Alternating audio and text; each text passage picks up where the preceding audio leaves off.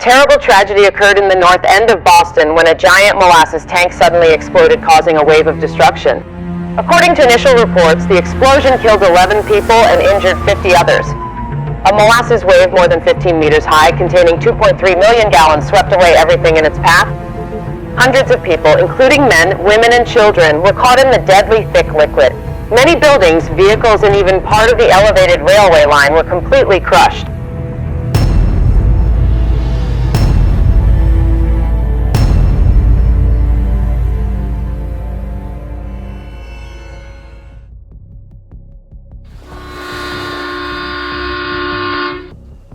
To understand the causes of a catastrophe, we must step back and look at the bigger picture.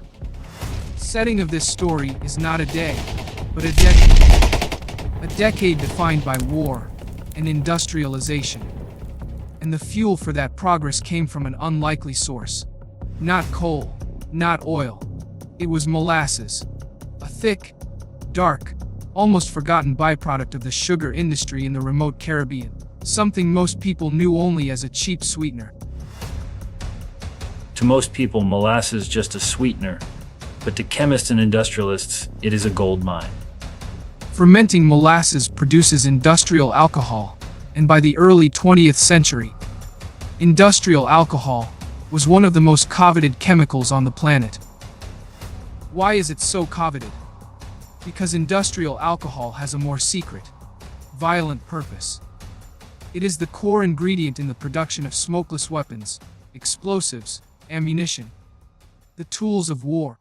Molasses is not only sweet, it is explosive.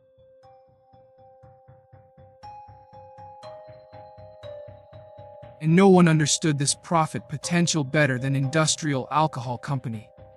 An industrial giant riding the wave of the post-war boom. It needed more molasses. Faster. And it chose Boston's bustling harbor as the place to store it. The man tasked with building one of the largest reservoirs in North America was Arthur Gell. Gell's world was not one of engineers, with calculations of metal stress or fluid pressure.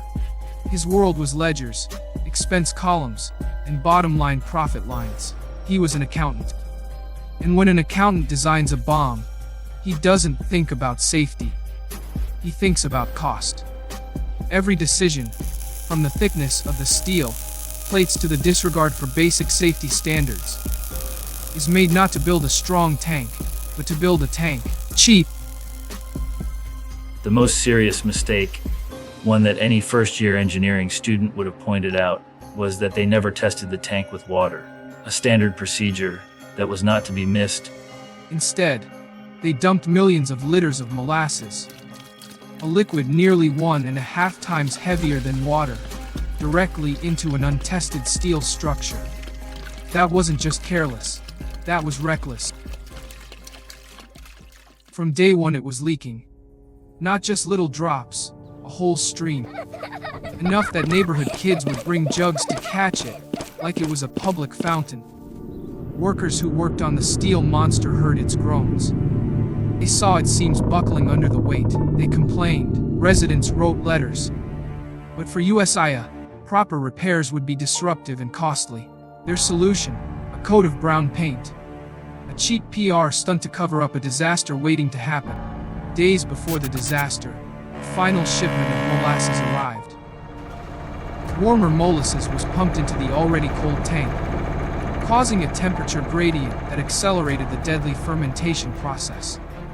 Inside the steel monster, a chemical reaction was taking place silently. Carbon dioxide was being produced. Pressure was building by the hour. January 15.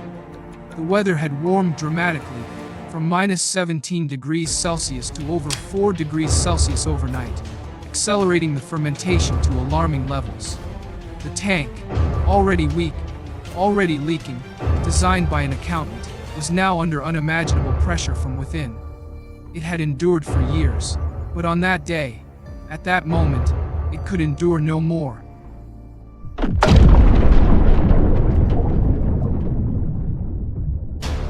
There was no warning, no sirens, just a sound.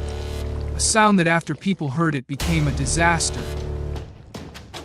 What people don't understand about this disaster is that it wasn't a flood, it was a hydraulic explosion.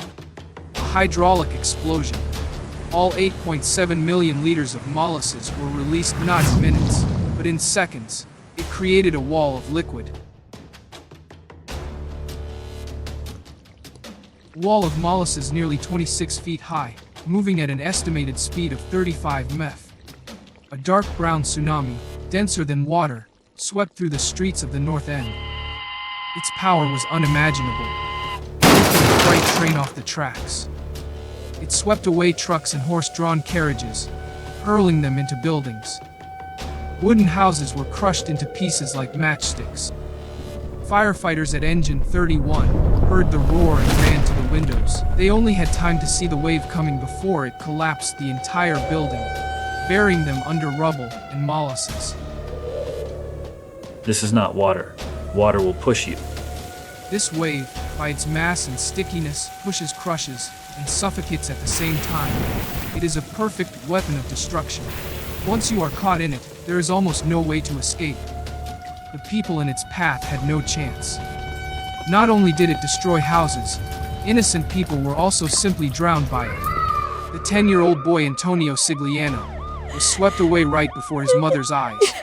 And then, when the wave finally stopped, an eerie silence fell over the neighborhood. Everything, houses, cars, people, and even horses, was covered in a sticky brown liquid, and the air was filled with a scent, a sickly sweet scent of death.